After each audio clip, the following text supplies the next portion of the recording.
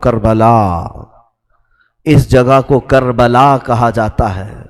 امام حسین نے کہا ھذا مناخ رکابنا ومحط رجالنا رحالنا ومقتل رجالنا، یہی وہ جگہ ہے جہاں ہماری اونٹنیاں اتریں گی، ہمارے سوار یہاں اتریں گے، اور یہی وہ جگہ ہے جس کے متعلق میں نے سنا ہے کہ ہمارے جوانوں کی قتل گاہ ہے۔ آپ رک گئے، دریائے فرات کے بالکل پاس میں خیمے لگائے گئے۔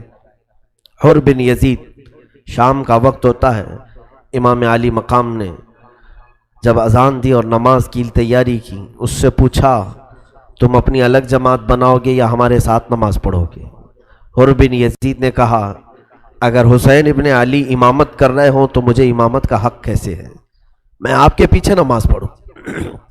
نماز ان کے پیچھے پڑھا، لشکر لے کر کے آیا ہے، مخالفت میں گرفتار کرنے کے لیے آیا ہے، اور نماز انہی کے پیچھے پڑھ رہا ہے۔ امام علی مقام کے پیچھے نماز ادا کیا۔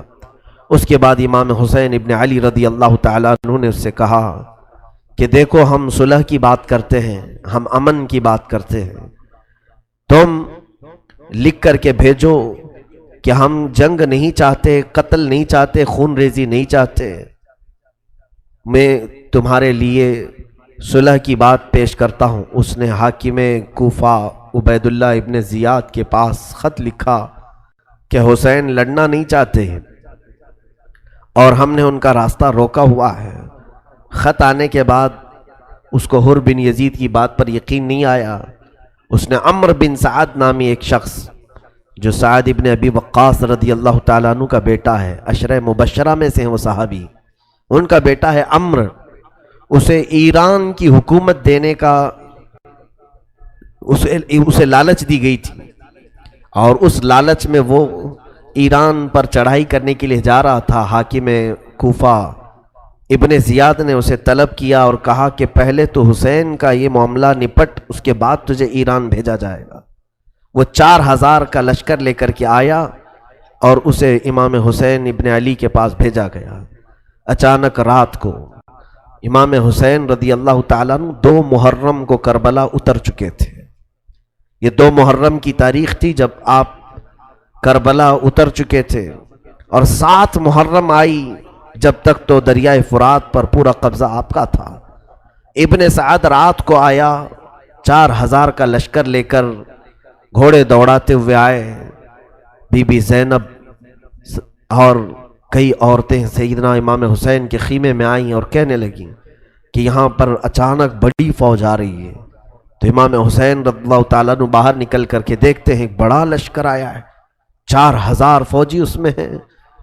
تو فوجیوں کے امیر سپہ سالار کو طلب کیا، پوچھا کہ کیا ماجرا ہے۔ عمرو بن سعد آگے بڑھا اور کہا اے حسین ابن علی، جبکہ وہ عمرو بن سعد امام حسین کی ساری فضیلتوں سے اچھی طرح واقف تھا، وہ جانتا تھا کہ رسول اللہ کے نواسے ہیں، ان کی فضیلت میں کیا کیا حدیثیں ہیں، اسے سب معلوم تھا، لیکن برا ہو دنیا کی لالچ کا اور حکومت کے تخت کا۔ ایران کی کرسی نے اسے بیوقوف بنا دیا، پاگل بنا دیا تھا، اور اس نے آ کر کے کہا اے حسین، آپ نے خروج کیا ہے خلیفہ برحق کے خلاف، ہم آپ کو گرفتار کر کے لے جائیں گے، یا تو آپ یزید کی بیعت کو قبول کر لیں یا ہمارے ساتھ جنگ کرنے پر تیار ہو جائیں۔ امام حسین رضی اللہ تعالیٰ عنہ نے اسے بھی سمجھایا، رات کو بلایا، دوسرا دن تھا 8ویں محرم، بلایا اور میٹنگ کی، سارے لشکریوں کو الگ کر کے تنہا اس کے ساتھ بات کی، کہا میں 3 تمہیں آپشن دیتا ہوں، اختیارات دیتا ہوں، اس میں کوئی ایک چیز پسند کر لو۔ کہا ہاں بتائیے۔ امام حسین رضی اللہ تعالیٰ عنہ نے کہا پہلی چیز یہ ہے کہ میں جہاں سے آیا ہوں مجھے وہاں واپس بھیج دو، میں مدینے سے آیا تھا یا مکہ سے آیا تھا، مجھے وہیں واپس بھیج دو۔ دوسری بات یہ ہے کہ یا تو پھر مجھے ملک شام جانے دو، یزید کے پاس جا کر میں خود اپنا معاملہ طے کروں گا، جیسے میرے بڑے بھائی امام حسن رضی اللہ تعالیٰ عنہ نے امیر معاویہ سے معاملہ طے کیا تھا، میں خود جا کر کے بات کر لوں گا ہمارے جو بھی معاملات ہیں۔ تیسری بات یہ ہے اگر تم مجھے واپس مدینہ بھی نہیں جانے دینا چاہتے، ملک شام بھی نہیں جانے دینا چاہتے، تو یا تو پھر مجھے کسی دریا کے کنارے ساحل پر بھیج دو، میں اپنی عمر کی بقیہ زندگی کے ایام وہیں پر کاٹ لوں گا اپنے خاندان والوں کے ساتھ۔ میں صرف یہ چاہتا ہوں کہ ہمارے خون سے تمہارے ہاتھ رنگین نہ ہو، قیامت کے دن تمہیں اس خون کے عوض دوزخ میں نہ ڈالا جائے۔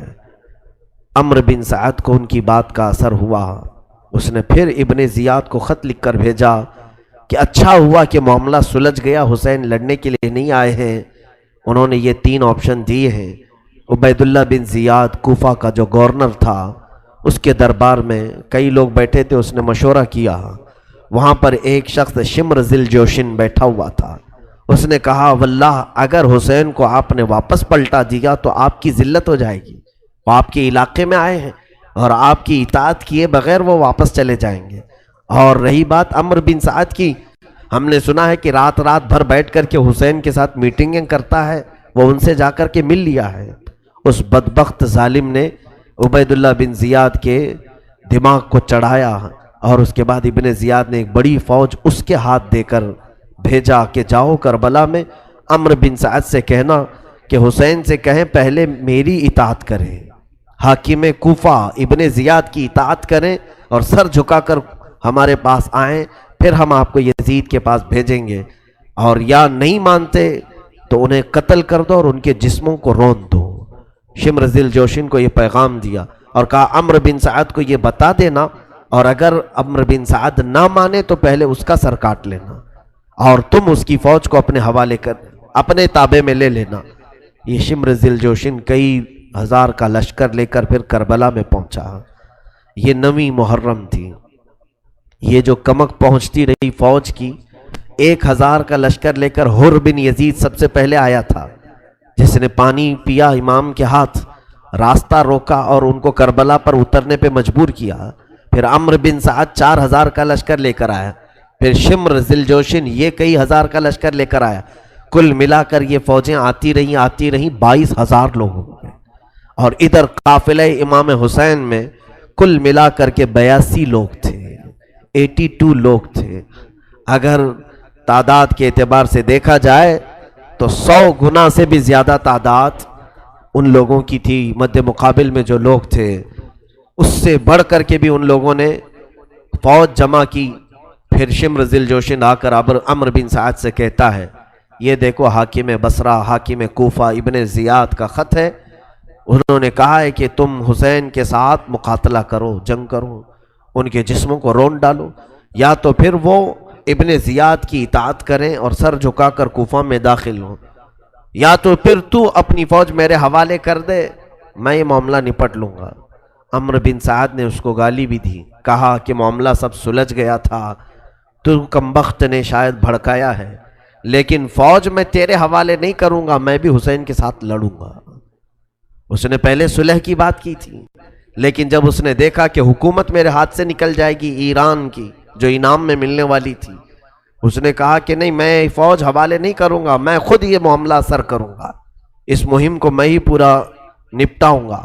اس کے بعد یہ شمر ذی الجوشن جو بدبخت ازلی بدبخت تھا، خبیث اور ملعون شخص تھا، اس نے لوگوں میں بھڑکانا شروع کیا امام حسین کے خلاف۔ یہ 9 محرم الحرام کا دن پورا اسی طرح گہما گہمی میں گزرا۔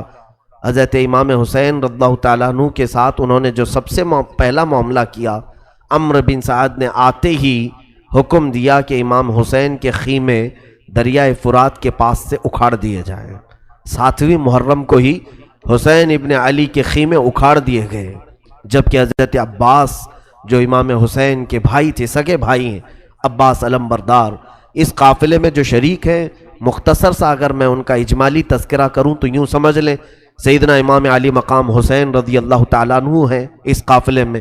آپ کے 3 صاحبزادے ہیں، علی اکبر، علی اوسط، امام زین العابدین، علی اصغر، چھوٹے سے بچے، اور امام علی مقام کی 2 بیویاں ساتھ میں ہیں، بی بی شہر بانو اور حضرت علی اصغر کی ماں ام لیلہ، اور ان کے علاوہ حضرت امام حسن رضی اللہ تعالیٰ عنہ کے صاحبزادوں میں 3 یا 5 صاحبزادے تھے۔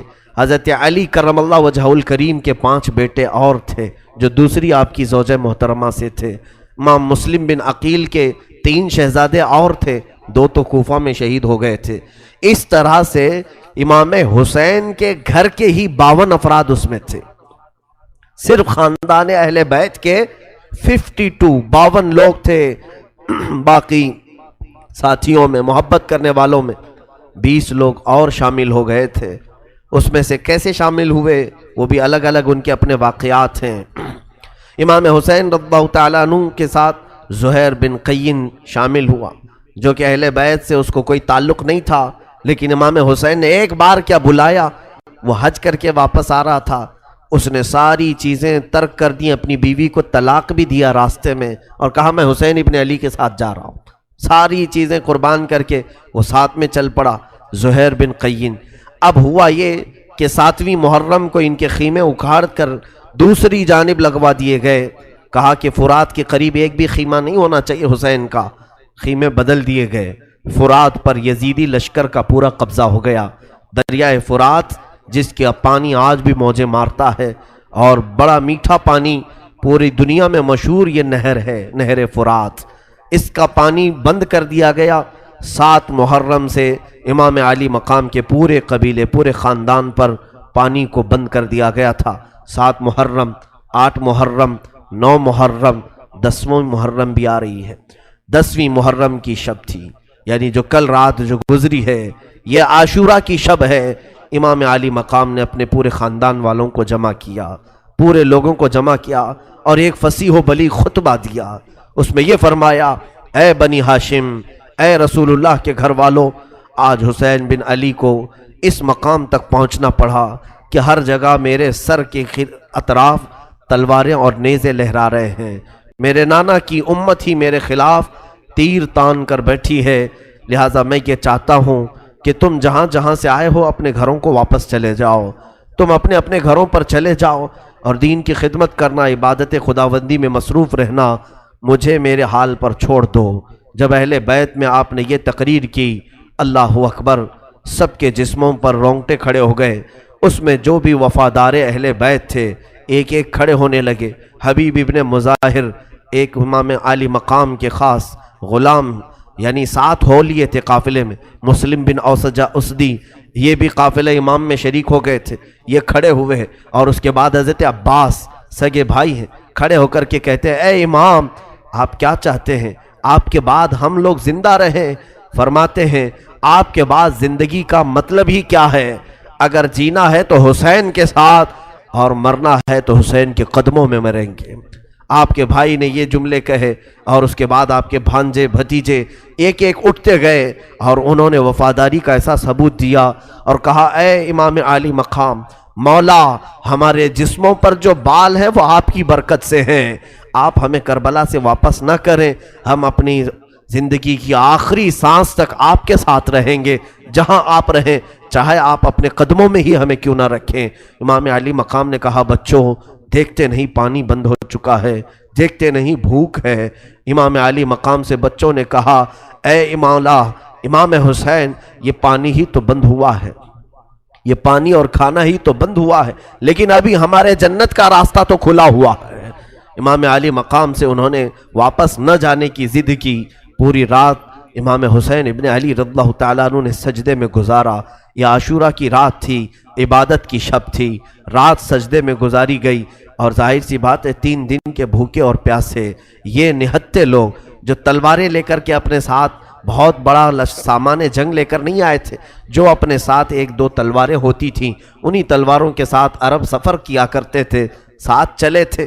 اس وقت آپ کے ساتھ بہت کوئی بڑی تیاریاں بھی نہیں تھی، خیموں میں ایسی حالت تھی کہ چراغ جلانے کے لیے کسی کے پاس تیل تک نہیں تھا۔